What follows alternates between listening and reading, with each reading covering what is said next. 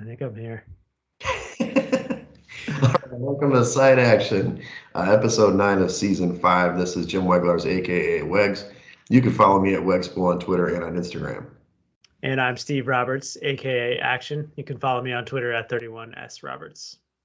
Follow the podcast at Side Action Pod on Twitter, Side Action Podcast on Instagram, and I always forget, follow our YouTube channel on Side Action Podcast on YouTube. So, Action, how are you? You doing well? Are you profiting from baseball playoffs, or what's your? I'm not profiting from football. I'll tell you that right. No, I try to stay away from baseball as much as I can, but occasionally I take a pick offline from somebody that I follow. But they've been off for like probably a week now, it feels like. I haven't seen a baseball game come across the screen, but football last weekend was rough. I think I've heard on a lot of gambling media outlets this week that a lot of sharp people got hammered last week. So, Yeah. we'll take a grain of salt and move on. Yeah, exactly. It's we're with the sharps. We're all losing. Yeah, right. Most importantly, the Shockers won last week. We finished the regular season undefeated. Have the semis this weekend. The old man here got a pick six. I think I told you about that. It was a full field Nice. pick six. I did not pull a hamstring, so shockingly. So that was exciting, and had a pretty fun weekend. I think I might have told you last week the EDM concert. I did successfully go out Thursday, Friday, and Saturday past 1 a.m. It was 1 a.m., 2:30, and 3 o'clock. So kind of escalating over the weekend. The Wow. team party was really fun until we decided to go to the Owl in Logan Square. Shout out to the Owl. But that was probably a mistake after playing Flip Cup with the team late Friday night. So needless to say, Sunday I just kind of try to take it easy, recover, watch some football, and watch our picks do terribly. But yeah, I mean, it's been okay. It's been okay. Nice. We're ready for a bounce back this week. Let's make it happen. Yeah, let's do it. So let's review week 7, and obviously there's a ton of notes in the league. So let's go over those first. It's getting to the point of the season where it feels like every week there's major injuries. We'll start off with the Jets. Our team. It was our lone great pick. Brees Hall, probably the rookie of the year if he stayed healthy, tore his ACL after he scampered for 60 yards in the first quarter, Yeah. and then he proceeded to tear his ACL, which is a bummer. So he's down. They actually traded. The Jets traded to get James Robinson from the Jags, so he'll step in to help that running back core. But I also noted that Elijah Vera Tucker, their versatile kind of guard slash tackle, tore his tricep, and he's out for the year. So we'll talk about the handicaps later, but that's definitely going to have an impact for our Jets. Yeah, I think Vera Tucker might be a bigger loss than Brees Hall, even though he was the offensive rookie of the year top dog. But Vera Tucker has been playing awesome on defense, and I think they're going to miss him terribly. Right. Your team, the Colts, also hurt us. Matt Ryan stunk. He was benched, and he has a shoulder injury, quote unquote, but that's not the reason why he's benched. They've already announced Sam Ellinger, Texas guy, you know, for the Colts to be the starter for the rest of the year. So, what do you think about that move? Are you all for that move? Just a little surprising or no? I've heard a lot about it in the last couple of days. I mean, obviously, they were really quick to make that news public on Monday morning. And I've heard that it came from the front office, probably the owner's suite, you have to imagine. But I think there's a ton of factors. First of all, Matt Ryan's contract, if he gets hurt this year, they owe him a significant amount of money next year on his contract. So I think that was a big factor.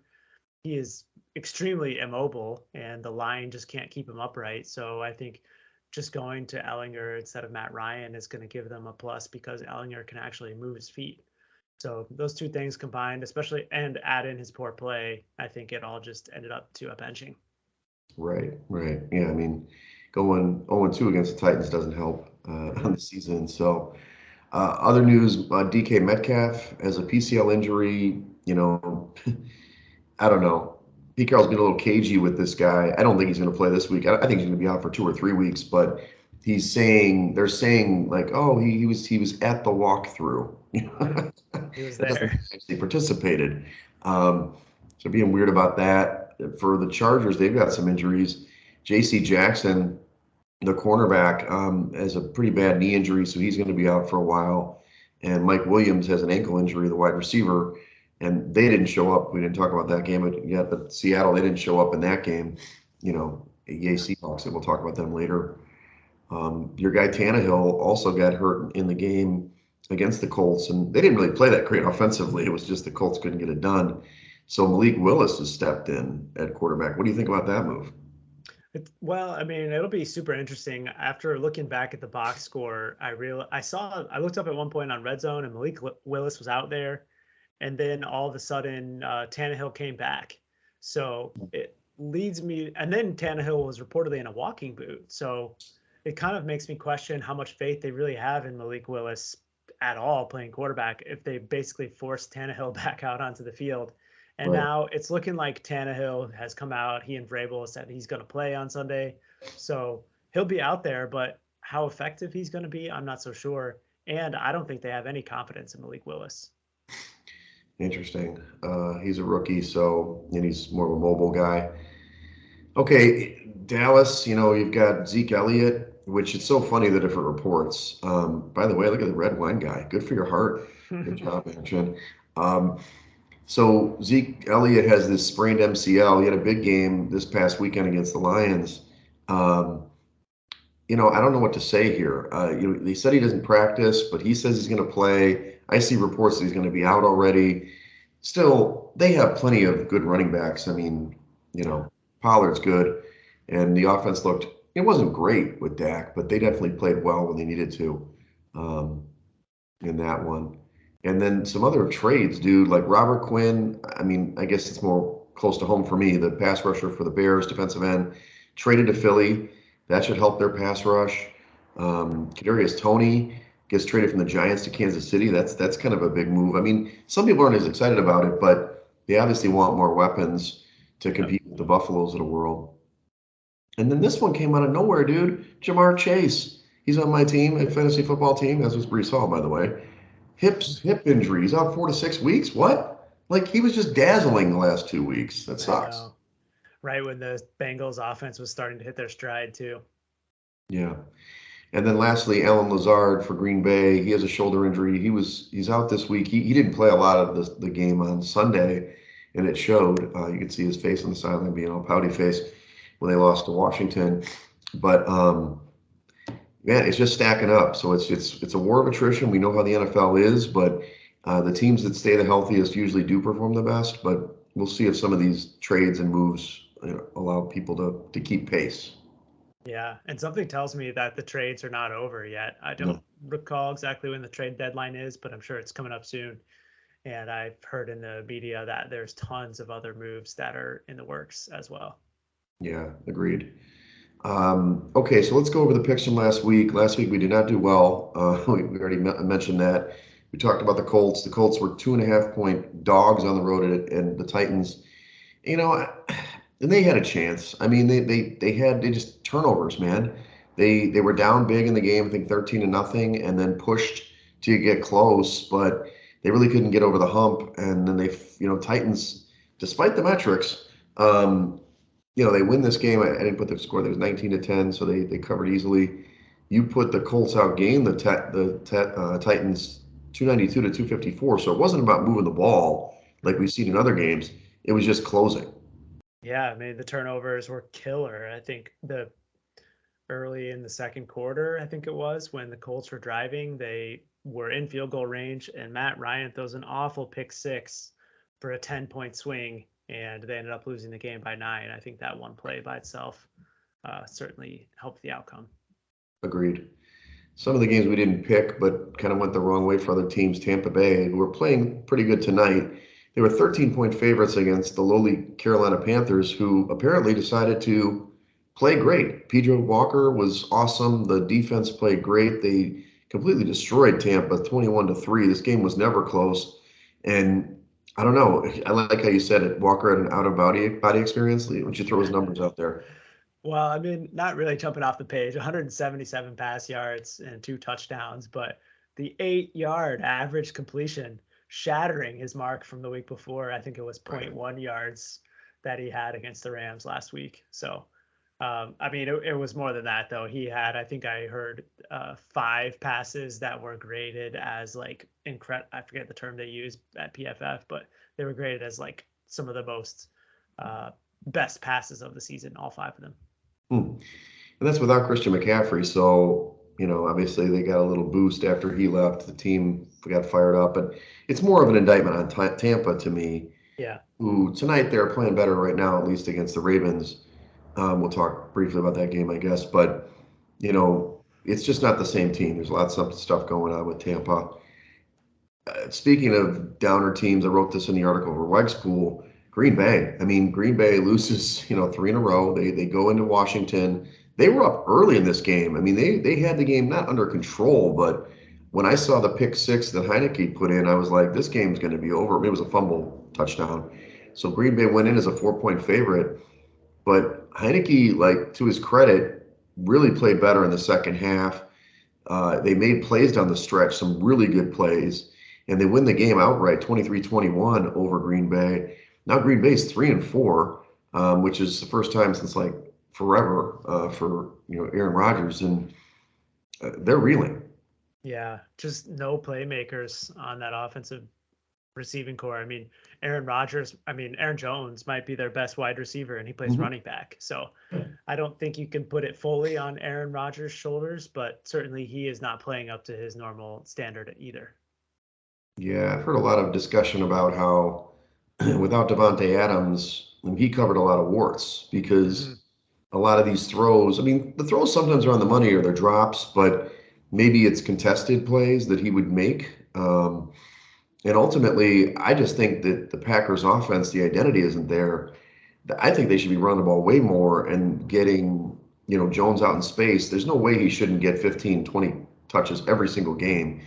And give it, Washington some credit. They really played good defense this week and rallied for Heineke.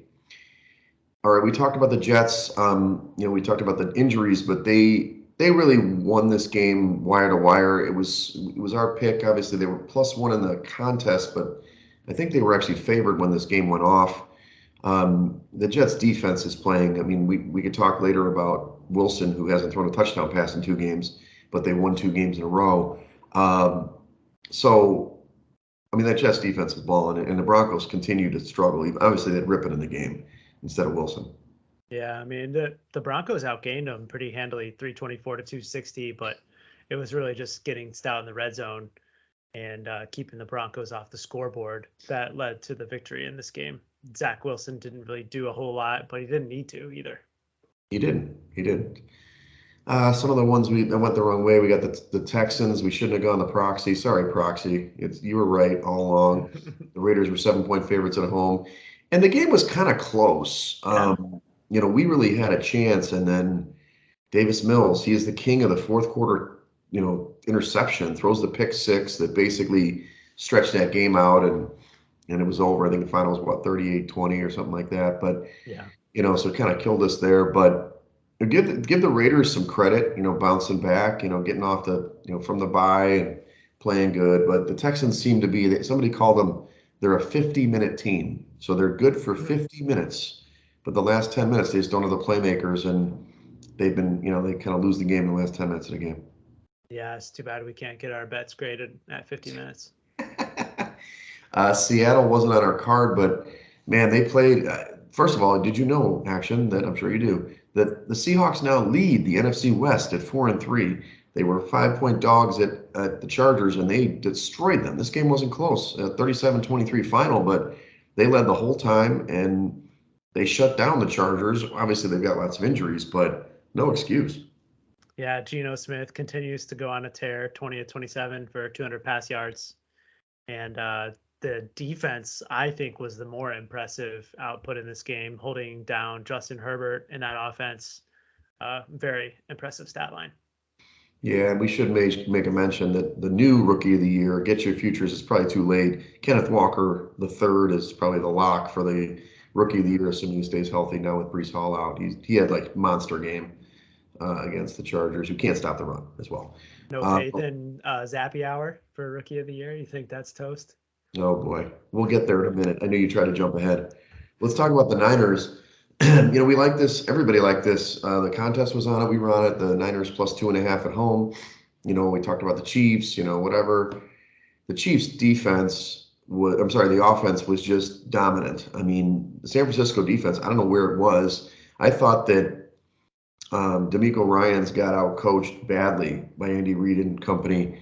It seemed like, they would have them in long third downs and then they'd throw this like bubble screen for like 25 yards. I don't know what the hell they were doing sometimes, playing man to man or getting screwed up in their coverage and giving up long third down conversions that ultimately broke the back of the defense. And the game was close for a while, but then in the end, they scored 44 points on this defense. Yeah, they just couldn't stop them. I think on every possession, they were either getting touchdowns or field goals. And so much for the Niners' top-ranked defense. I don't think Yeah. you can say that any longer after that game, because we were monitoring the injury report. I think like almost all of their starters were out there last week, but I suppose not being at 100% was a serious factor because the Chiefs just destroyed them. And they looked fast. Like the Chiefs, we talked about their defense or their offense wasn't quite as explosive without Hill out there.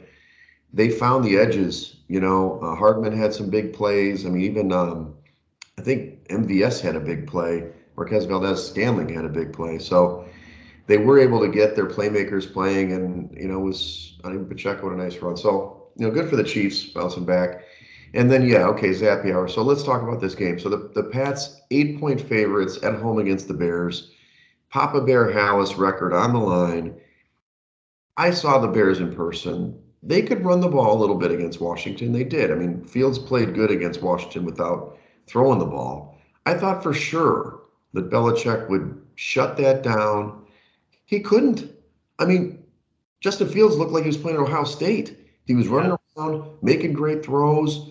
They lit up this defense. They scored 33 points on this vaunted defense. But I did hear a stat that New England is 28th against the run. Yeah. So they can't stop the run. And then to your point, Zappy, they start off with Mac Jones and they pulled him. They put Zappy in. He throws 2 quick touchdowns, but after that he was pretty pedestrian and the Bears kind of shut him down.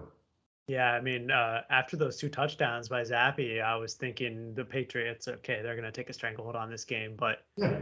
it didn't happen. The Bears came out of the locker room at halftime and took a stranglehold in the second half.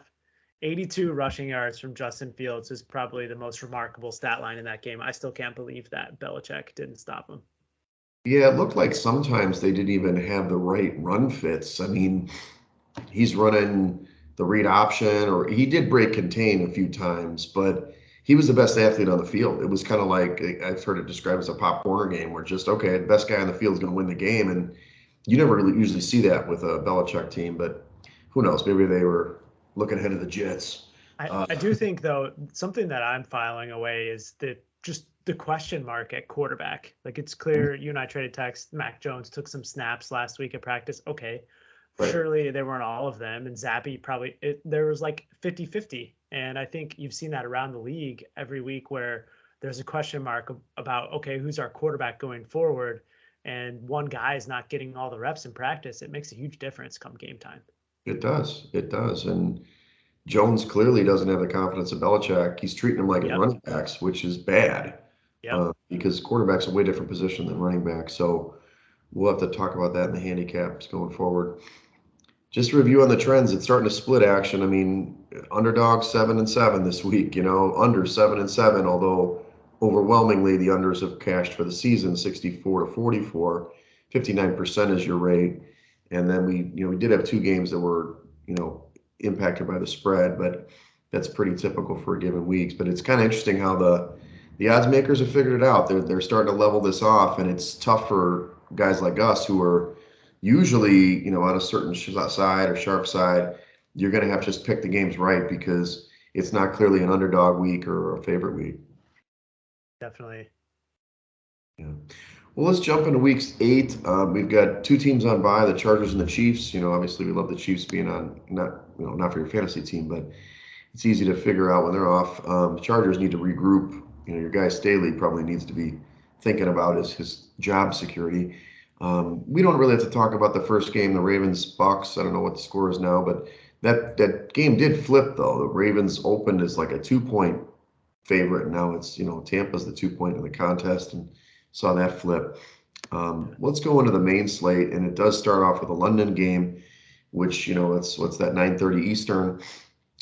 I got a funny story. I'm sure you've heard about it. The Broncos are playing the Jaguars, and we know the Jags are always like home teams. But did you hear about Russell Wilson, who was Yeah. quote unquote walking and stretching for 4 hours and then watching film, and he was getting jacked up to play? What do you think of that story? It's funny because every single podcast I listened to this week talks about it. I guess he was working out in the center aisle doing like leg lifts or something in the middle of the plane. This guy is just a joker, man. Yeah. I don't know what to say. I think it's clearly affecting his teammates because the chemistry on that team is not good. Yeah, he's a goofball for sure. So the game open is a 3-point favorite for the Jags. It's 2.5 in the contest. The total is really low, 39 and 39. It's open at 39. It's 39 and a half now. So I like the number action, 2.5. I mean, three is, key numbers we've always discussed. The Jags are always good in London. Am I looking at it too simply? I don't, I mean, Broncos defense is legit. And obviously the Jags have not played great of late. Losing the loss to the Giants, I forgot to mention they kind of blew one against the Giants, but on paper, this team is better than the Broncos. So 2.5 is probably a little light, in fact, Hmm. if you look at it, considering it's not really a home game, but it's almost like a home game for the Jags. Yeah, I mean, I would venture to say that the Jags probably have a greater bump in home field advantage in London than they do in Jacksonville.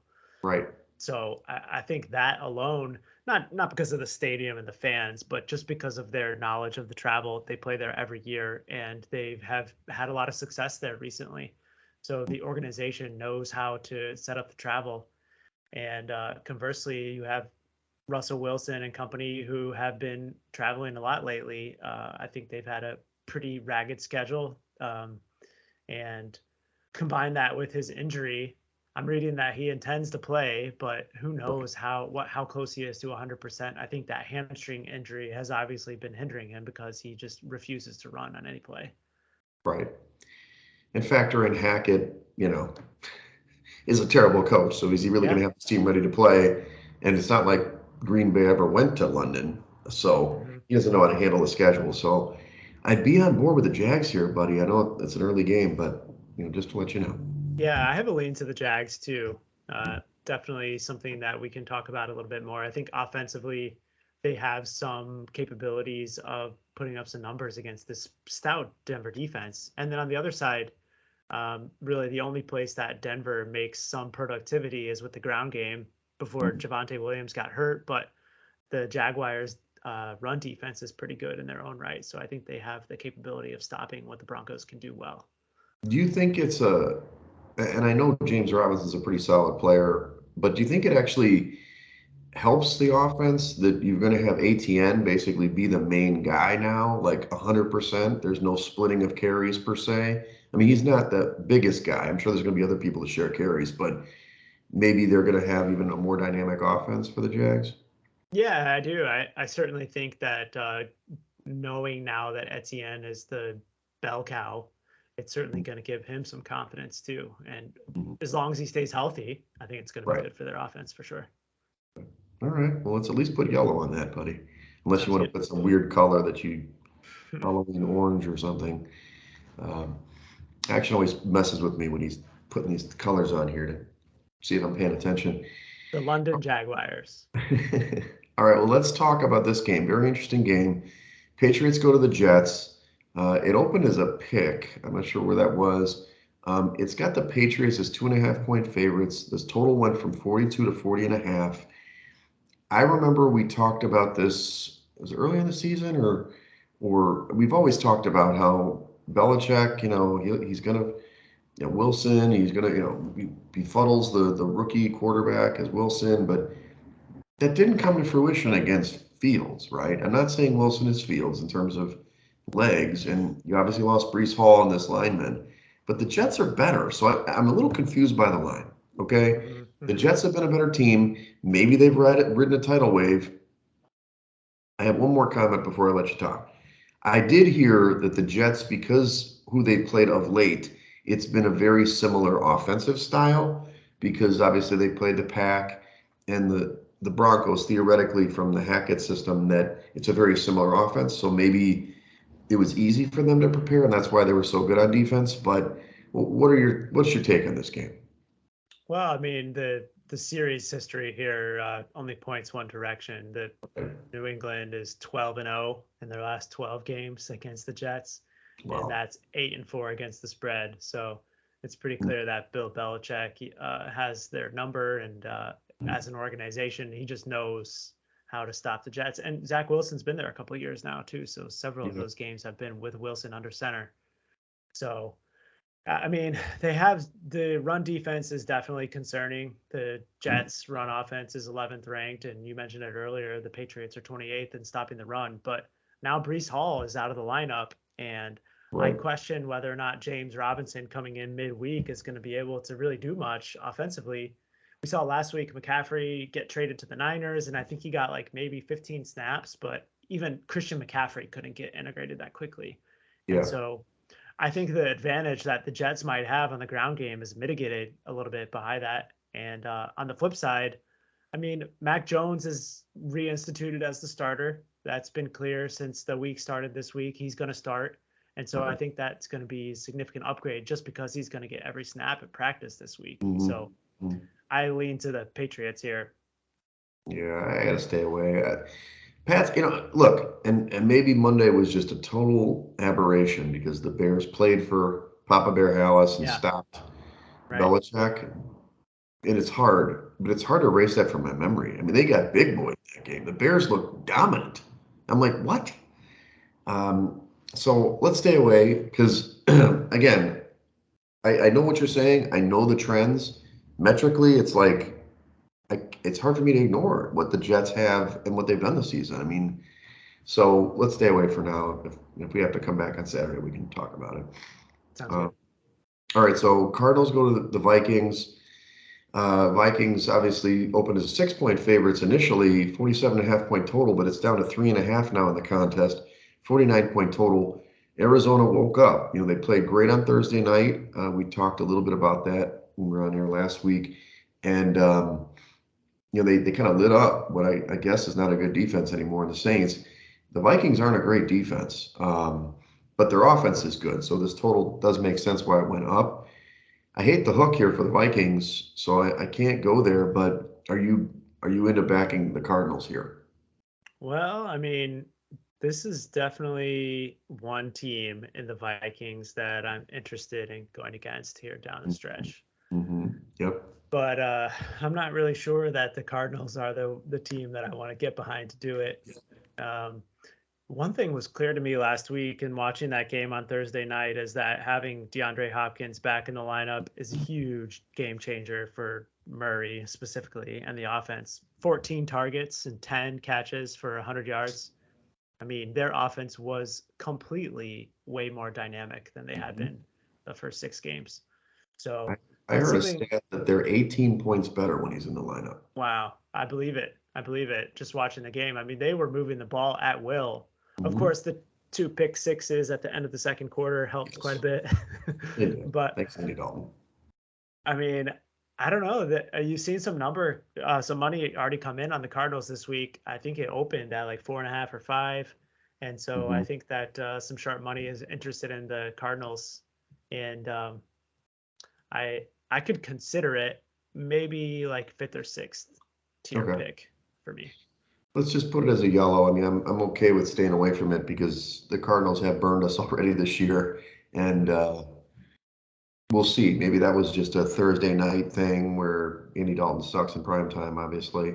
And they still look, even with getting the two pick sixes, they still gave up 30 plus points to the Saints. I mean, it was Yeah, crazy. So true. their defense isn't that great. But I think this game should be a track meet theoretically. And I mean the Vikings are off the bye, so they have rest advantage, but the Cardinals have 10 days rest too because they played on Thursday night, so it's kind of a wash there. Right, true. Okay, Dolphins go to the Lions. Dolphins open as a 3.5 point favorite. It's 3.5 in the contest. The totals really stayed at 51 and 51 and a half. Okay, so a couple things. Jared Goff has regressed to himself, right? He's playing like crap at this point. In fact, I believe on the last 5 possessions, or I think they turned the ball over on the last 4 or 5 of their possessions against Dallas. Now, Miami's defense isn't that great. I don't like 3.5 for the Dolphins at all. My metrics say that you should take Detroit mainly because of their offense, but we know the Lions defense sucks. So the Dolphins are going to score. I don't know, man. It's hard. 3.5 on the road. What do you think? I like the Dolphins here, despite the hook. Not ideal. I think Mhm. at 3, obviously, it would be a totally different discussion. But um, it's the Dolphins offense going up against that porous Lions defense for me is the Yeah. handicap. Tua came back last week, and I was surprised to see that he was running hard and really willing to take Yeah. some hits, which kind of impressed me.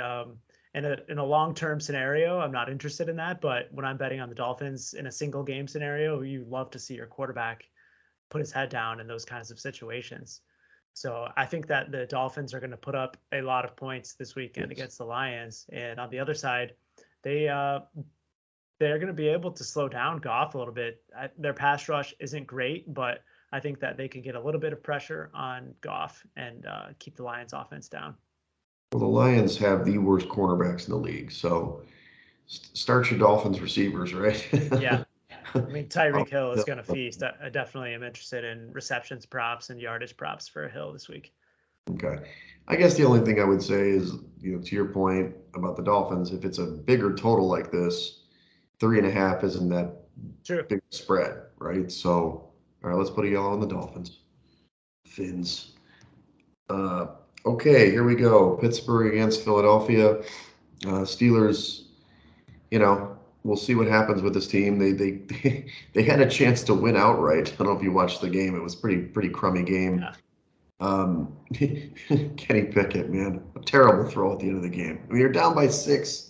You don't have to throw it in. It's just like when Eason threw the interception. Throws a Yeah. terrible ball to get picked and end the game. But they did cover the number, I think, right? Or right? Yeah. It Yeah, was 8.5 at kickoff. but Yeah. still. So Steelers go to the Eagles this time. Eagles coming off the bye. Obviously get the new pass rusher in Quinn. Game open is a 12 point favorites for the Eagles at home, and now down to 10.5. Totals 43.5 up from 43 originally. You know, am I all over? Is it because of my company by Philly? You got the Phillies and you got the Eagles. I think this number's a little short. I think the original number is better. 10.5 seems like a good spot. It is a lot of points, but I think the Eagles are going to crush this team. Yeah. I do too.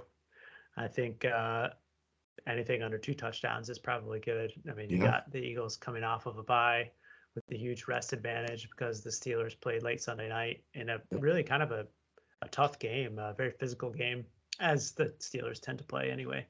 Right. But there's a pretty serious trend for this situation that undefeated teams coming off of a bye and playing at home in their next game are 14-2 against the spread.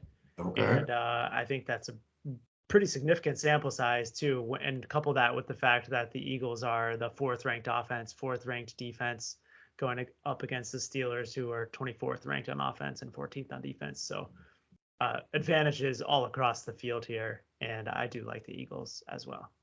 There you go. That might be a green. Fly Eagles fly. Don't play this in Philly though. I'll play it at the next retreat.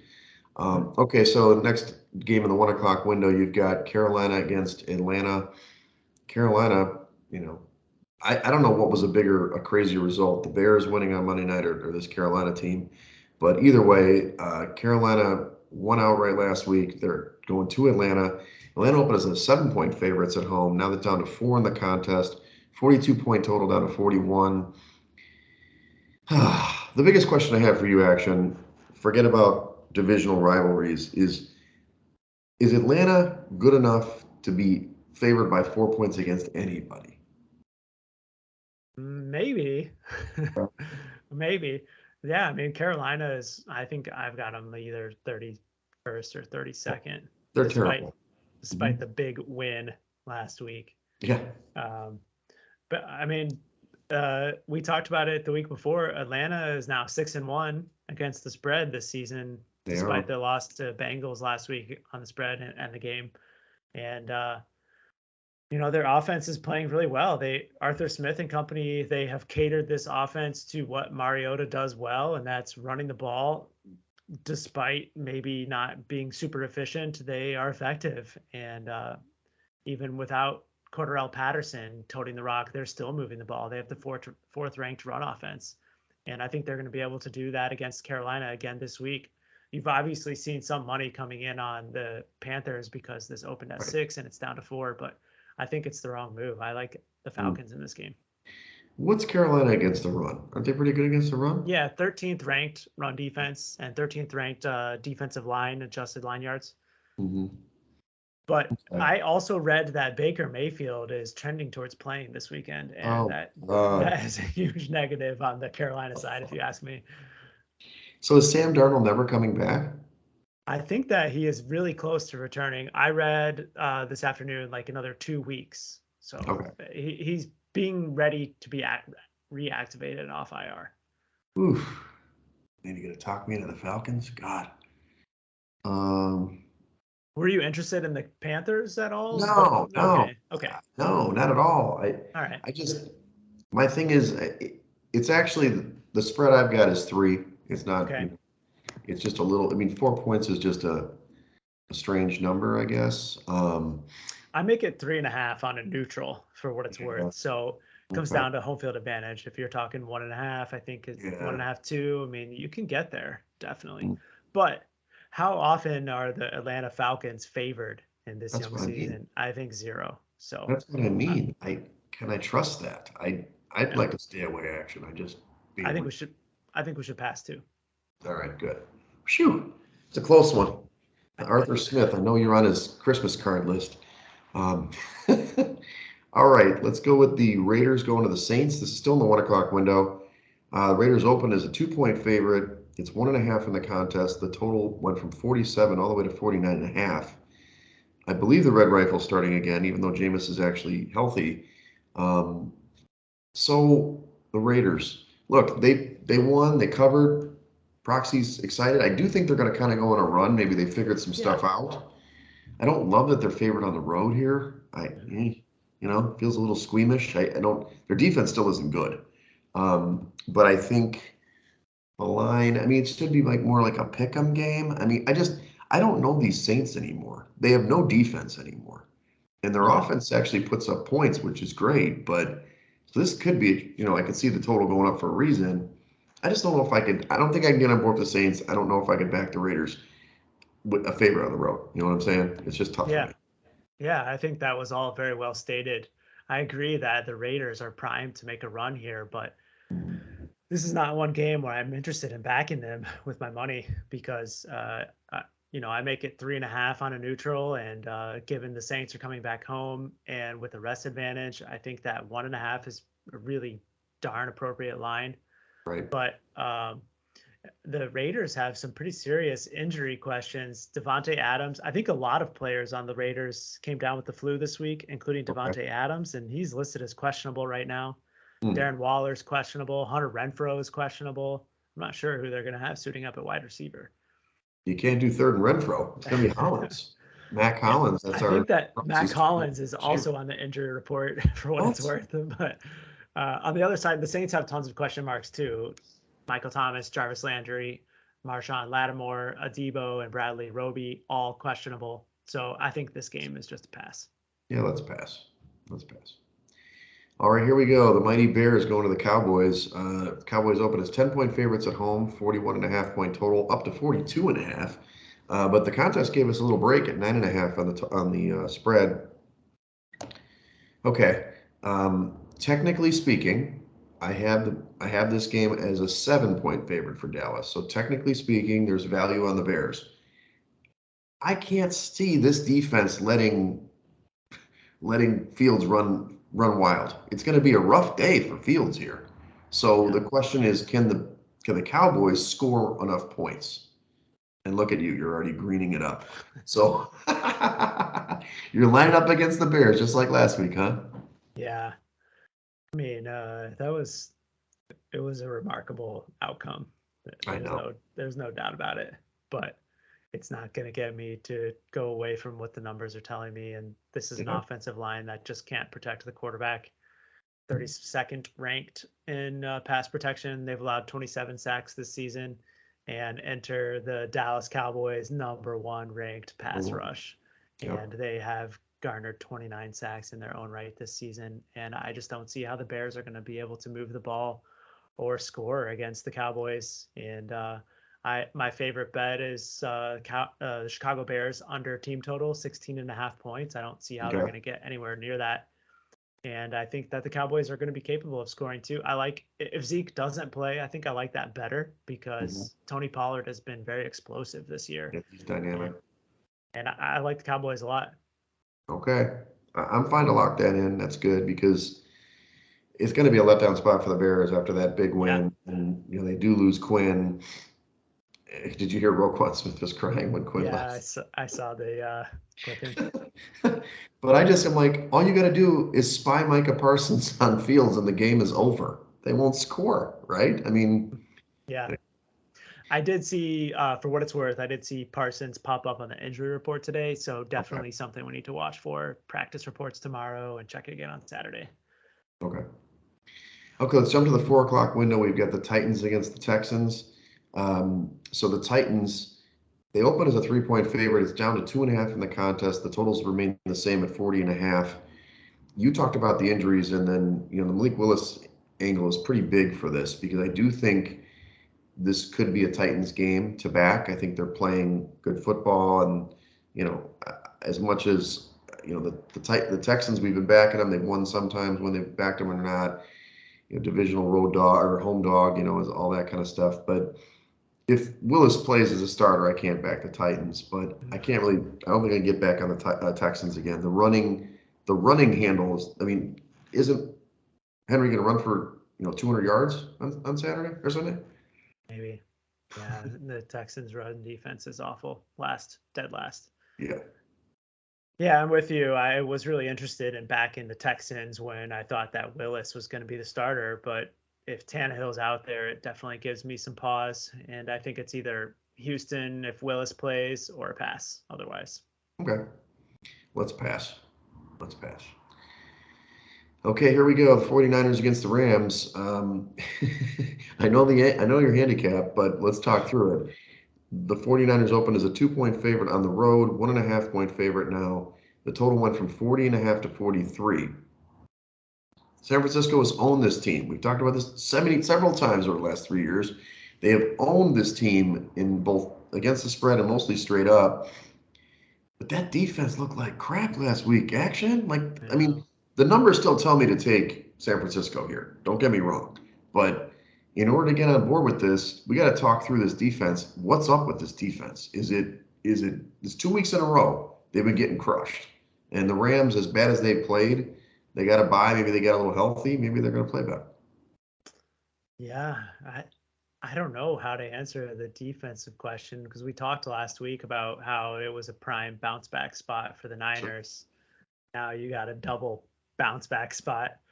But on the other side, maybe it's just a case where Kansas City is capable of getting to that level. Remember earlier in the season, they had a similar pasting against the Bucks defense. That's So true. they've done this more than once against an elite NFL defense this season, and maybe you give the Niners a little bit of a pass for that. But you also have to figure with those guys all coming back, and they're going one more week on, they're presumably going to be a little bit more healthy on defense. Right. But you mentioned it, 6 straight ATS covers and 7 out of the last 8 since 2019. The Rams definitely just are a bad matchup for the Niners. Mm-hmm. Mm-hmm.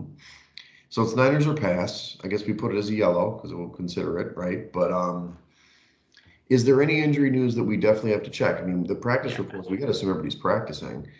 And you got to think McCaffrey's going to be more integrated to the offense. And he actually had a pretty good game against the Rams when we picked the Carolina when they got beat. true. That's true. But I just at some point the Rams have to start playing better, right? I just at some point they will. I mean they're gonna be shitty all year. I their offensive line is a serious problem. I mean, Yeah, Noteboom was the second starter or the second string tackle, and he's out now. And I right. just don't see how, even with the bye, they're going to be able to protect Stafford.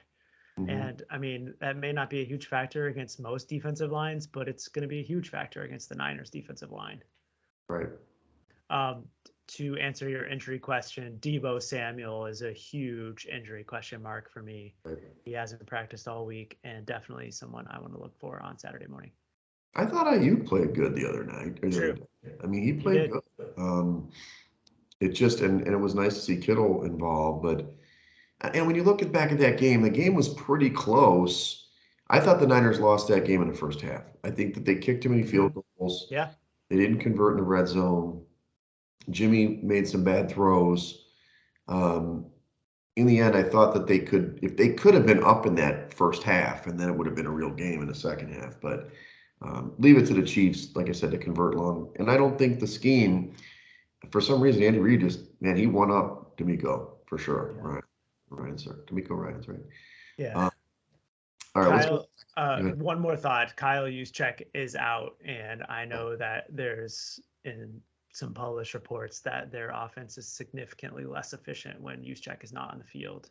Oh, yeah. So, I mean, the Niners are definitely going to be having that as an issue, but I really like the under in this game for all those reasons. I don't think the Rams are going to be able to move the ball, and the Niners offense is going to be hurt. Right. Okay. All right. Washington against the Colts. This is a really interesting matchup, actually. And you've got the Colts open as a 4-point favorite at home. Now it's a 3 points in the contest. Total has gone from 41, which was low, to 39 and a half. Just about the lowest on the board, I think. So Heineke, of course, is going to start for the Commanders. You've got Ellinger's first career start, right, for the Yeah. Colts. Hmm. Whew. Um, I don't know, dude. It's hard. It's a tough handicap. I don't know what to say because they're not really quite the same teams as the metrics say because these are, two different teams. I'd probably go with the Commanders just because they're probably riding high, but the Colts could play better with Ellinger. Yeah, I mean, there's only one Can't way to do go. worse. 32nd ranked offensively. I don't know if they can play much worse. God, man. Uh, I I don't know. I have a really hard time getting behind Washington Yeah. in this matchup. And on the other side, I'm not really sure that I'm ready to back the Colts before I see Allinger play a game. Mhm. I do think that the Colts defensively are in a really good position to stop Washington this week. The defense of all the units on this team has played really well this year, and I think that Mhm. finally Shaq Leonard is going to be back. Certainly want to Nice. keep an eye on that. But for me, it's Colts or pass. But I'm really happy to pass if you are. Yeah, let's pass. Let's pass. Okay. And it's he's always going to be Darius to me. Let's not call him Shaq. Okay? He should go back to Darius. Maybe he'll magically get healthy. Exactly. He'll play again. Okay, so Giants going to the Seahawks. First of all, this is a huge game in the NFC now. You got a division leader and a 6-1 team, which is crazy. So No the doubt. Seahawks opened as a 1.5 point favorite at home. Now they're up to three. Total 46 and a half down to 44 and a half. So this is another one of those situations. Now Seattle played great last week against the Chargers, beat up. They played well all season. But the Giants keep covering and winning in the fourth quarter. So your guy Danny Dimes. I don't really see how the Seahawks can be favored by this many points, just in general. So I'd be on the Giants here. I think this game should be closer to maybe a one or a pick 'em game. Um, but talk me out of it. Maybe Seattle's offense is so good, right? I definitely my numbers say 0 on a neutral as Mhm. well. So I think you're onto something there. But I think the Seattle home field advantage is one of the greater ones in the league, Yeah, especially when the Seahawks are playing well, and probably even more buoyed when the Seahawks are consistently beating expectations. So I think I can get really close to this, probably 2.5, maybe not 3, which I guess gives you some value on the Giants side, considering you're moving from 2.5 to the key number of 3. But the Giants are in a pretty tough travel spot here. I yeah, think that's that true. they've been on the road a couple weeks in a row now. coming from Jacksonville, having to go all the way out to Seattle is probably one of the longer trips. Not that they went direct, but Mhm. still a lot of plane miles to travel. They were in And London 2 weeks ago, right? I yeah, mean, right. That's a good point. Yeah, and they just traded away one of their receivers, and they didn't have many receivers to begin with. Uh, true. Not that they even throw the ball; it's been the No, they Saquon run. Barkley show. And So Danny Dimes, yeah, you know he has 5 comebacks? 5 comebacks this year in the fourth hmm quarter. Which give me which Seattle in the first half. How about that? We'll take that in this I contest. I really think do that's like the fair. Seahawks in the first half, actually, but So is this a stay away or you want to back Seattle?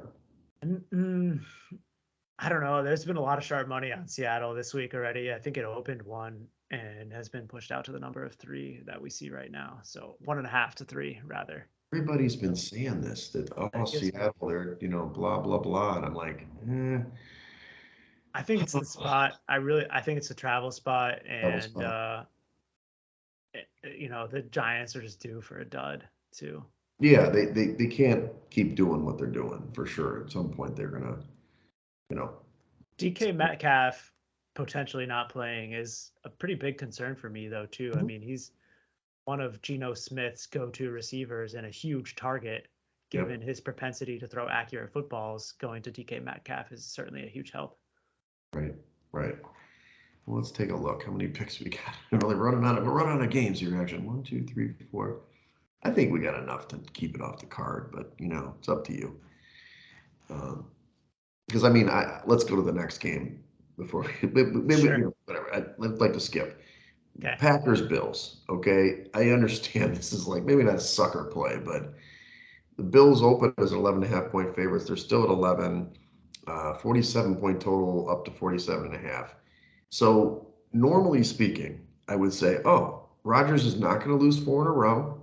This is going to be it. Like he's going to have that one game. It's going to be Sunday night. He's going to be gunslinging, hitting all his guys. I don't think it's this game though. I think the Bills are going to destroy them. Yeah. Sign me up for that. Yeah, I mean, the Bills are coming off of the bye. They are number one pretty much in every single offensive category, and and defensively, I defensive don't think the category. Packers are going to be able to stop them.